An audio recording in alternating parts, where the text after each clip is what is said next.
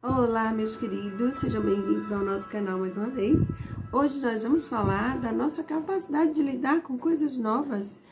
Sim, você sabia que nós seres humanos somos dotados de uma capacidade de lidar com novas circunstâncias de uma maneira muito flexível?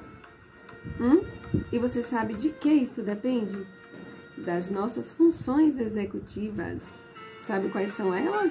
Vamos descobrir? Já curte esse vídeo, compartilha com os seus queridos, aciona o sininho para você receber os outros vídeos, não perde tempo não. Tem muitas informações aqui que vão te ajudar a viver melhor. Você vai aprender a compreender como é que seu cérebro funciona, o que é que você pode fazer para controlar suas emoções, suas sensações, o que é que te compõe, se entenda melhor para saber como viver melhor. Vocês questionam tanto a psicologia e às vezes deixam de aprender tantas coisas da psicologia enquanto ciência do comportamento. A psicologia pode nos ajudar a selecionar os melhores comportamentos sociais para a gente interagir bem socialmente, tá? De que maneira? Preste atenção no que eu vou te falar hoje. Eu vou te ensinar sobre as nossas funções executivas, que é um assunto que está entre a psicologia e a neuropsicologia. Vamos perceber melhor como é que você funciona. O que são funções executivas? É um conjunto de habilidades que nos possibilita interagir, agir, nos impulsionam a alcançar os nossos objetivos como queremos, tá? Nos levam a cumprir as metas que selecionamos para nós. Nos ajudam a manipular o que queremos dizer de fato, para não falarmos o que não queremos. Nos orienta a lidar com o futuro, com o presente, organizar bem o nosso dia para viver com maestria. Nos ajuda a controlar nossas emoções, a ler as nossas emoções. Nos ajuda a interagir bem socialmente, a olhar para nós com equilíbrio, sabermos quem somos, perceber o outro, nos relacionar bem com o outro, nos relacionar bem com o nosso trabalho, interagir bem diante da vida, de quem somos e do que desejamos fazer para interagir com ela, tá? Então, são funções que nos ajudam a lidar com nossos pensamentos acelerados, com nossos estresses, com as situações, as circunstâncias que às vezes surgem inesperadas e nós não sabemos como agir. Elas vão nos ajudar, sobretudo, a resistir aos nossos impulsos, às nossas tentações, tá? Vai nos ajudar a manter o foco naquilo que de fato queremos.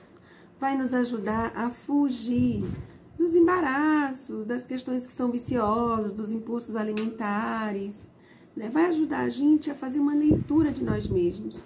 Vai nos ajudar a enfrentar os nossos desafios. Quem é que não tem desafio na vida cotidiana? É o melhor aspecto da vida, que eu acho mais lindo, é que a vida não escolhe a quem. Todos nós temos desafios, todos nós temos tristezas, todos nós temos dores, todos nós temos alegrias. Cada um experiencia essas coisas de um modo diferente, mas alcança a todos nós. Para quem deseja se preparar para um mercado altamente competitivo e seletivo, conhecer essas funções executivas vai ajudar você a ter um comportamento orientado aos seus objetivos, monitorado por si mesmos, E vai ajudar você a selecionar as questões cognitivas que envolvem você, o outro e seu trabalho, As questões comportamentais, emocionais e, consequentemente, sociais. Portanto, vamos lá conhecer as funções executivas. Chamamos essas funções de processos psicológicos básicos.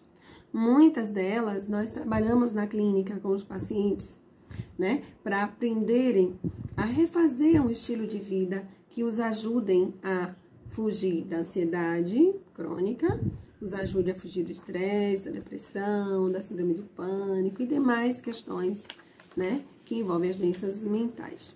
Essas funções, elas são baseadas tanto em processos inatos, que você traz na sua genética, como também em processos adquiridos, aprendidos ao longo da vida, nas suas experiências culturais, familiares, sociais, da sua formação, da sua personalidade. A primeira delas é a sensação. E o que é a sensação? É a resposta sensorial mais básica gerada por um estímulo do meio ambiente onde você, né, transita. E o que é isso, gente? São os nossos sentidos. É o cheiro, o olfato que você percebe quando você sente um cheiro de algo. É o seu paladar, os sabores, né, a sua visão. É o que você sente quando você vê algo, tá? É a sua audição, né? São os 5 sentidos que nós temos. Então, às vezes quando a gente está tratando alguém que sofre com ansiedade, a gente tenta trazer a pessoa de volta para sentir as coisas, né? Para sentir o cheiro do perfume, o cheiro do sabonete, o cheiro do shampoo, para ter a sensação de sentir água caindo no corpo na hora do banho. Voltar para essa primeira leitura de mundo. Quando a pessoa consegue sentir, perceber os sentidos, ela está longe da aceleração do dia. Mas quando a pessoa está vivendo uma vida totalmente estressada, acelerada, ela nem sente mais o próprio corpo. Fica lá já no mecânico, né? Às vezes só sente o joelho quando o joelho está inflamado.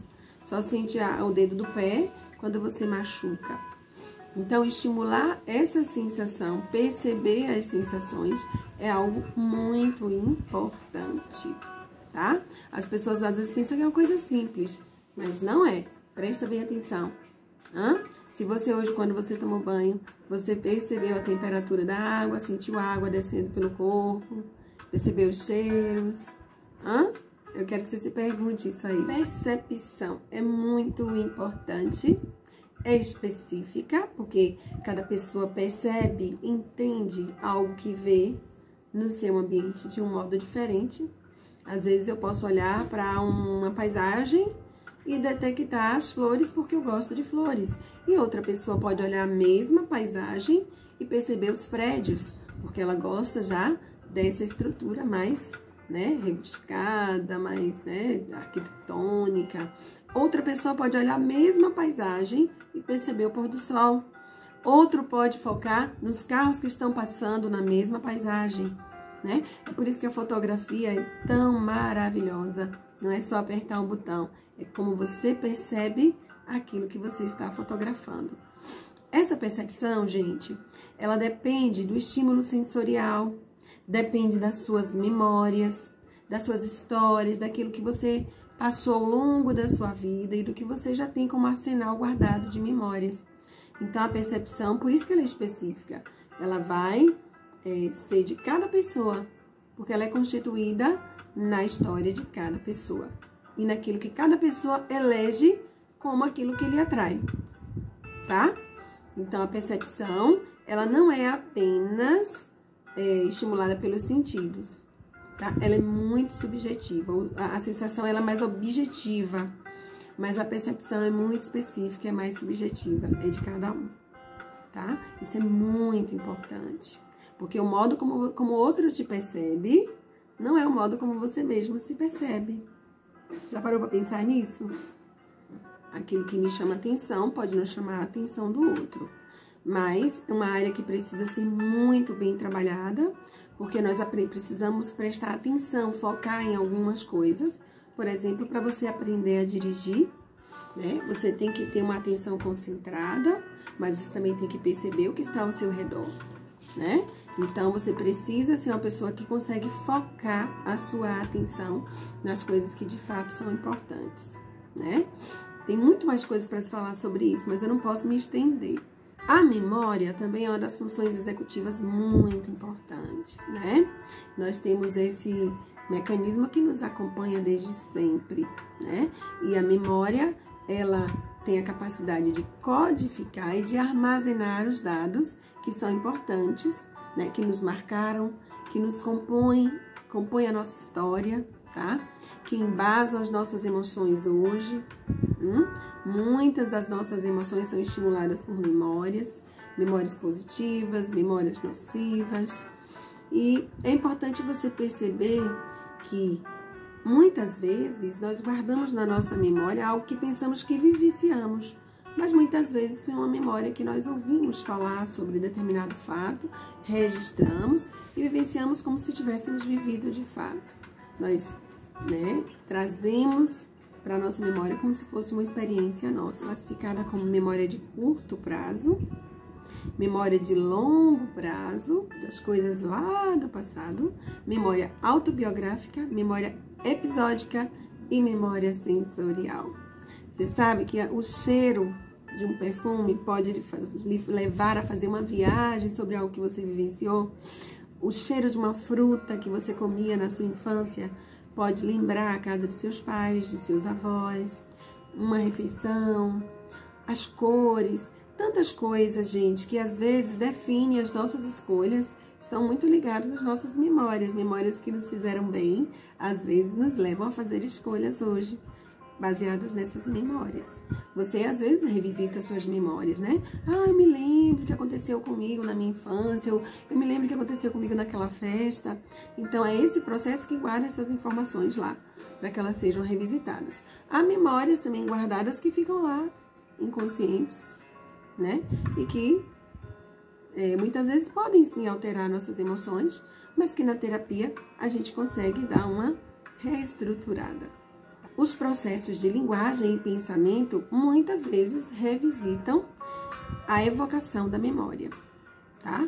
Vai lá visitar e buscar de volta, né, alguma memória que vão ajudar você a transformar alguma informação em linguagem e vão ajudar você a entender algo que tenha ocorrido contigo, certo? Então é importante que você saiba que a gente possui todas essas funções executivas e o quanto é complexo lidar com tantas coisas. Por isso a gente pode sim visitar um terapeuta, e por que não, né? Para nos entendermos melhor e entendermos melhor as nossas circunstâncias, tomarmos melhores decisões, organizarmos melhor os nossos pensamentos. O que é o pensamento? É a nossa capacidade de formar conceitos, de organizá-los, né? Então, o pensamento, ele revisita memórias, né? Ele visita outras funções executivas, tá? E ele pode ser sim organizado, reorganizado, tá? Selecionado. Então, o pensamento possibilita a associação de dados, né? Auxiliando na transformação desses dados, auxilia você na resolução de problemas, na tomada de decisão.